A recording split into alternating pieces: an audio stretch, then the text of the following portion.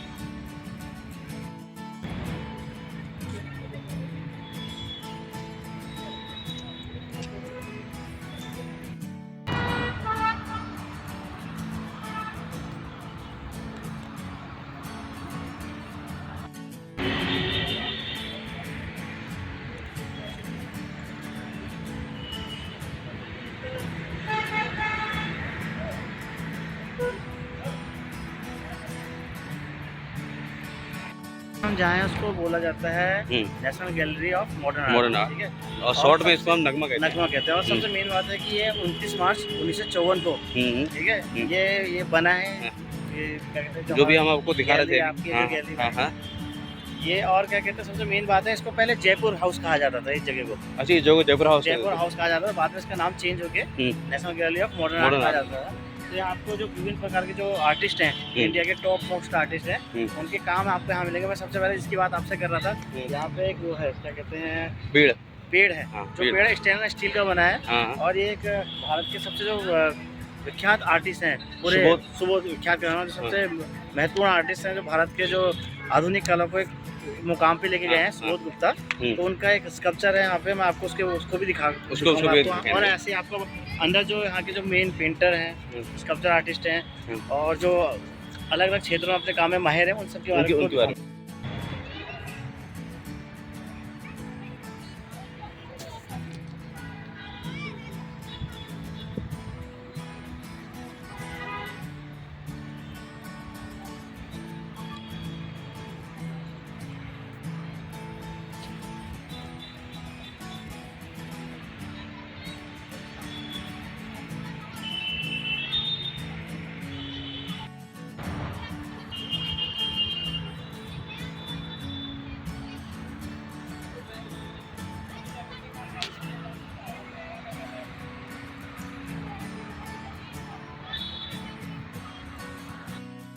तो दोस्तों अभी थोड़ी देर पहले हमारे जीवन सर आपको एक महत्वपूर्ण जो आर्ट के बारे में बता रहे थे। उसमें जो एक आर्टिस्ट थे सुबोध गुप्ता, जिनके द्वारा यहाँ पर एक मतलब अनूठी कलाकृति बनाई गई, उसके बारे में बता रहे थे।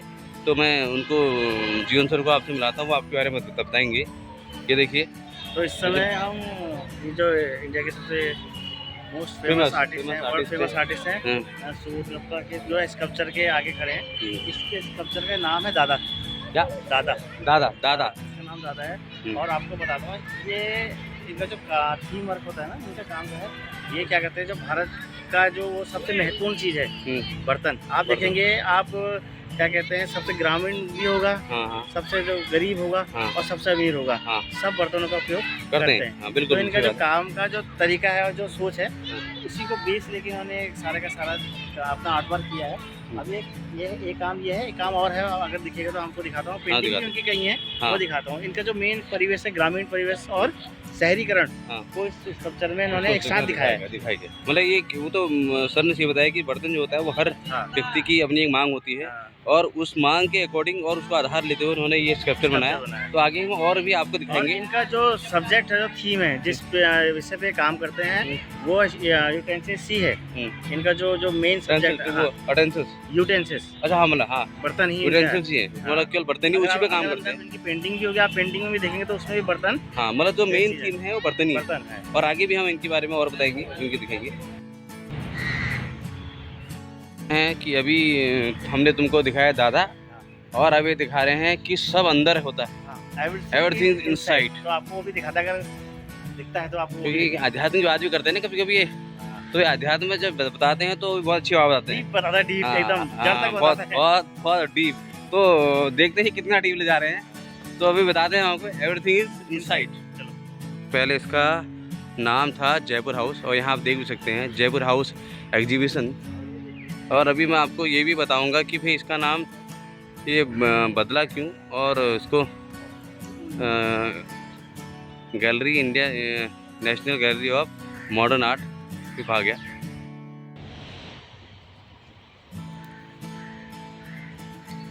जैसे अभी कहा था हमने कि जयपुर हाउस एग्जीबिशन, और ये आपको देख रहे हैं यहाँ पर देख भी लिखा हुई है Jaipur house exhibition, Jaipur house. देखिए आप,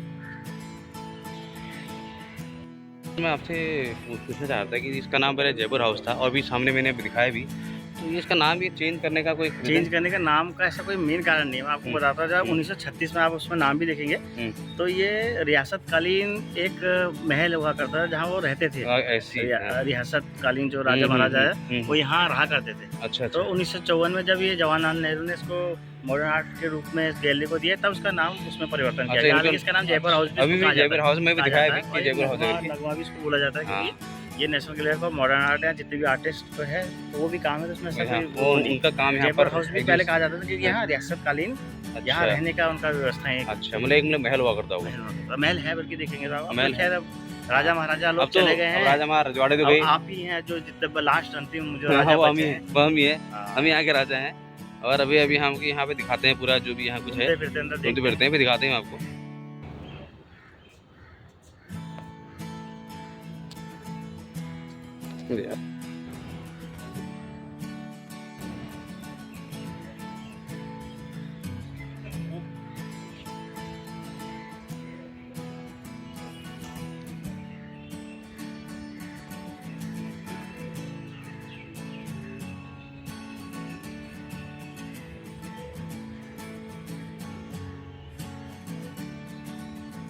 थे वैसे तो जब जयपुर हाउस है, और वैसे Indian gallery of National Gallery of Modern Art Nagma, और नगमा, और जो सर ने कहा कि पहले इसको जयपुर हाउस कहते थे।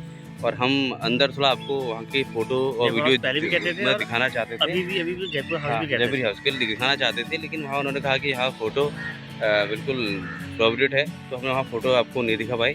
लेकिन सर ने कुछ ज़रूरी बातें बताई, क्योंकि सर बिल्कुल इनका संबंध आर्ट से ही है। तो सर ने बताया कि कुछ नाम बताए उन्होंने, जैसे उन्होंने ये बताया कि क्या बताया सर, गुप्ता, सुबोध गुप्ता, सुबोध गुप्ता, जिसके हमने वो दादा वाली वो देखी थी कलाकारी। और अभी इन्होंने रवि वर्मा, राजा रवि वर्मा,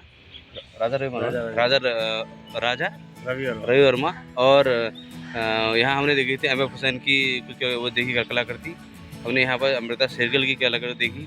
और अभी एक और नाम अवतार थे आपको फेमस, रजा एम रजा, और एक और क्या कहते हो नंदलाल, कुछ कहता है नंदलाल बोस, जिन्होंने संविधान के जो थे कलाकृतियाँ जो उनमें आर्ट है, उन्हीं के साथ के कई लोगों ने देखोगे आप, संविधान का जो आपने देखा हुआ चित्र, वो भी उनकी भी कार्य यहाँ पे लगेगा। तो जो भी इंटरेस्टिंग बात ये बताई कि जो हमारे देव देवता हैं, जो हमारे जितने भी फेमस देव देवता हैं, जो हमारे, चाहे आप कृष्ण को हो, चाहे हमारे महादेव को हो, चाहे सरस्वती को हो, चाहे माँ दुर्गा को हो, तो जो पहली बार उन्होंने वो कैनवास पे जिन्होंने उस अपनी कल्पना शक्ति से जिन्होंने पहली बार उन कैनवास को उतारा, वो थे राजा रवि वर्मा। राजा वो ये हमारे अभी सर ने बताया, क्योंकि हम अंदर तो कैमरे का प्रयोग कर नहीं सकते थे, तो मैंने कहा बाहर से आप थोड़ा बताएंगे, तो आप थोड़ा बता दीजिए कि इनको। तो राजा रवि वर्मा, राजा रवि जो राजा की है उनको उपाधि दी गई थी। और सबसे पहली बार जो राजा रवि वर्मा उस समय के कलाकार हैं, जब भारत में जो ऑयल कलर है वो भारत में आया, इतना इंट्रोड्यूस किया गया था। तो राजा रविदास ने उसको सीखा, ठीक है, और उसमें इतना प्रखर हो गए कि उन्होंने जो अब आज हम जो देवी देवताओं का कॉन्सेप्ट जो हम देखते हैं ये उनकी दी गई कल्पना है। उसी क्रिएशन से उन्होंने उसको क्रिएट किया और आज हम जिस पूजा करते हैं सब उनकी ही देन है, वही हम देखिए।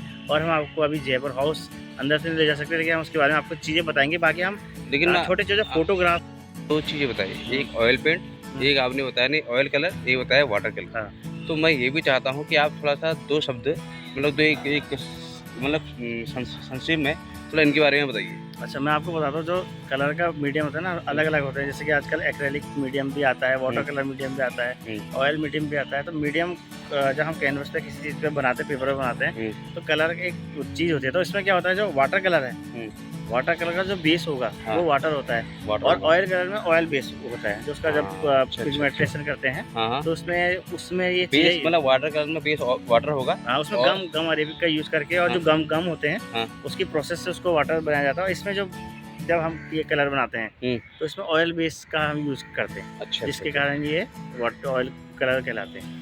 और ज़्यादा जानकारी हम आपको उसको धीरे छोटे छोटे से क्लिप में हम आपको दिखा देंगे। इसके बाद हम पेंटिंग में आपको दिखा देंगे जो हम देख रहे हैं। हम जो दिखा रहे हैं, इसके बाद हम जा रहे हैं जयपुर हाउस, हम उसके बारे में आपको थोड़ा बताएंगे। दोस्तों, मैं आपको बता दूं कि हम जयपुर हाउस जाने वाले थे, कंस्ट्रक्शन का काम चल रहा है, तो वहाँ पे और रिनोवेशन का काम चल रहा है। तो फिलहाल अभी घर को निकलते हैं। अभी हम निकलेंगे घर को, क्योंकि लेट भी हो चुका, 4 बजने वाले भी घर से, तो हम अब घर को निकलेंगे। और बाकी की जानकारी वैसे तो हम आपको फोटो भी दिखाते, पेंटिंग भी दिखाते, लेकिन आपको दिखाएंगे फिर भी क्या क्या है, लेकिन फिर भी हम आपको दिखाएंगे, फोटो सब दिखाएंगे क्या क्या हमने क्या क्या। ठीक है, ओके।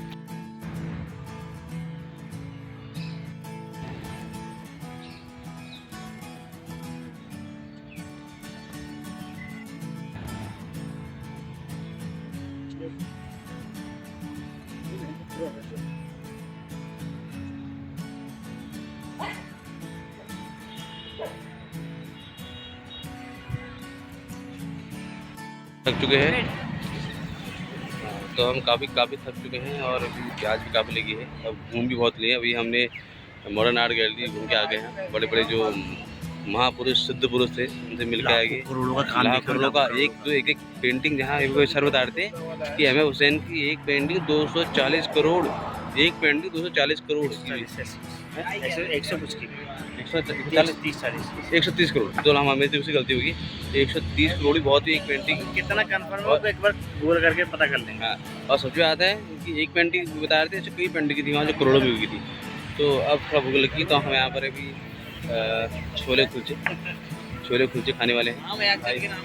भाई छोले कुलचे बनाने वाले मान ले, तो अभी छोले कुलचे खाएंगे और उसके बाद फिर निकलेंगे हम हल्द्वानी को, बैक टू होम, क्योंकि काफ़ी लेट हो गया है, 4 बजने वाले हैं। लेकिन थोड़ा घूम उठा लेते हैं, इसके बाद से हम चलते हैं।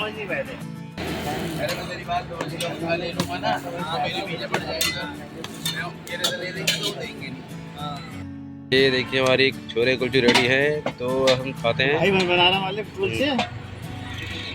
आमिर हुसैन की जो ग्रामीण जीवन करके एक पेंटिंग है, वो जिसकी में 140 नहीं 118 करोड़ है, सॉरी वैसे गलती हो गई थी, 118 करोड़ की कीमत है, जो भी 2025 में ही ग्रामीण यात्रा करके।